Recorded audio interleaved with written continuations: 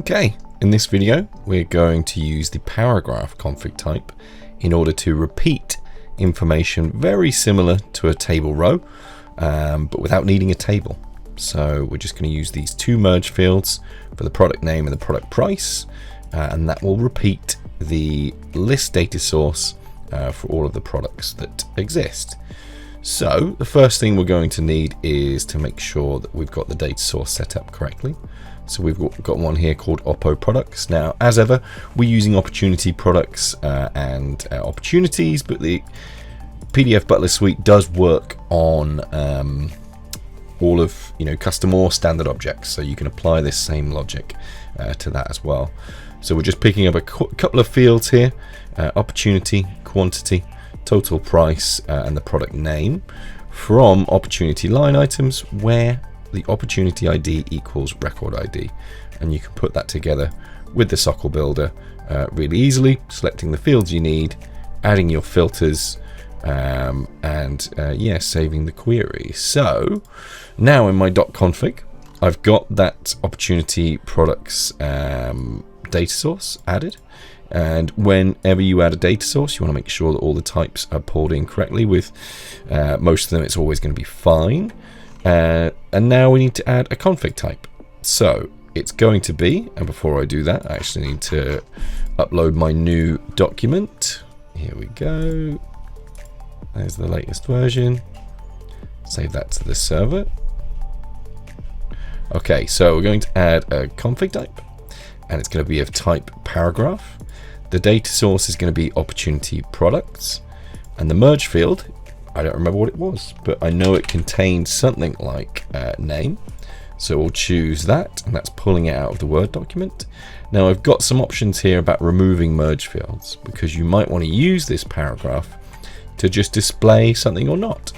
And if so, then you can remove the entire paragraph if you don't want to display something, or you can just remove the merge field if you're just using this merge field to tell the system where the paragraph is.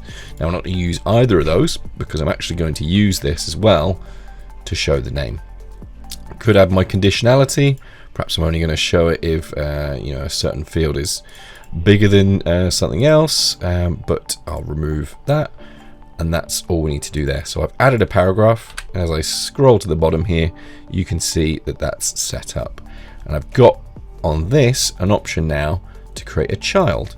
So the first thing we've done is created a pointer to the system to say, right, on the document, what we've got is this merge field, and on this merge field, we're going to use everything on this paragraph to repeat information, but we're also now need to tell it that we want the name in here and that we want the price in there.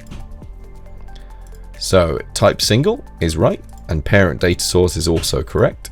We just need to choose the field for first one, and product 2 name will be fine. And again, I've just typed it, but I can't remember what it is. There we go.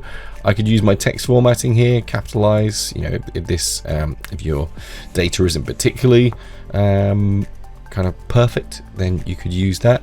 And as I press OK and new, it's going to help me create another child of this because the previous one was a child. So single again. This time the let's say I haven't got the actual price in here, so I'm going to use the quantity. So we're going to put the quantity into that box, and we'll say no formatting here either. So I'll put the price as the merge field, save that to the server, and now if I go to my opportunities, I can pick up an opportunity, I can press the quote button, and what will happen is it's going to put together that same document. It's going to delete out everything I needed. Press this button here, and what it'll do is create me the table that we saw, but also create me 3 lines here. I didn't do any formatting, so Salesforce does actually store quantities with a decimal place, and that was price, but what you'll see is the name of the product, and then the quantity is matching, so we've just got one for each. And if you wanted to add in your Word document your obviously the kind of numbering at the head of this, then it would number or bullet point you know, this is quite often people use this for bullet points as well. So that's everything we needed to show on this one. And if you have any questions, just let us know on support@pdfbutler.com.